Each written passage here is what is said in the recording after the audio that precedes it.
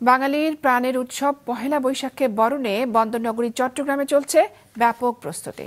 রংতুলির আঁচড়ে শোভাযাত্রার মোটিভগুলো রাঙিয়ে তুলতে ব্যস্ত চট্টগ্রাম বিশ্ববিদ্যালয়ের চারুকলার শিল্পীরা। সঞ্জীব দে বাবুর ক্যামেরায় নাজমুল সাদিকের রিপোর্ট।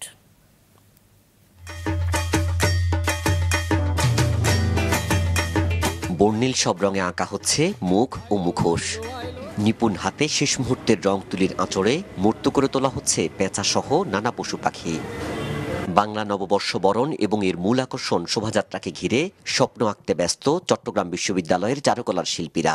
পেঁচা আছে, মহিষ আছে, খরগোশ আছে, বাঘ আছে, এগুলি প্রতীকী চিহ্ন হিসেবে আর কি ব্যবহার করা হচ্ছে মুখোশে। আমরা চেষ্টা করছি রঙিন রঙগুলো বেশি ব্যবহার করতে, যেটা বেশি আকর্ষণ করে মানুষকে।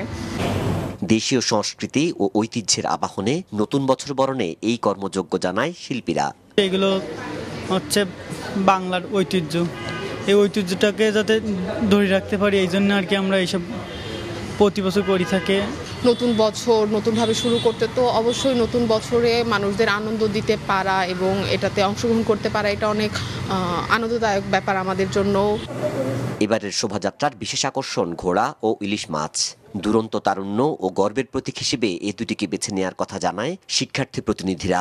বিভিন্ন প্রাণী যেমন পেঁচা, তারপরে বাঘ, এই প্রাণীর ফর্মগুলোকে একটা মিনিমাল করে ফেলি আমরা, ফেলে সেগুলোকে বিভিন্ন রং একটু রঙিন করার চেষ্টা করি।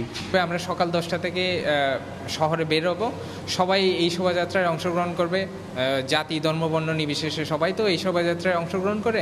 ঘোড়াকে আপনার ধরা হয়েছে গতি এবং আপনার উন্মাদনার প্রতীক হিসেবে। আর মাছের ক্ষেত্রে যদি বলি, জাতীয় মাছ ইলিশ তো আপনার জিআই পণ্য হিসেবে আখ্যায়িত পেয়েছে আর কি। তো সেক্ষেত্রে এই দুইটা ডামিকে আমরা উপস্থাপন করতেছি আর কি।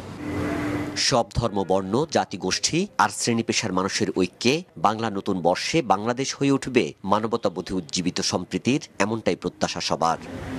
নাজমুল সাদিকি, মাছরাঙা সংবাদ, চট্টগ্রাম।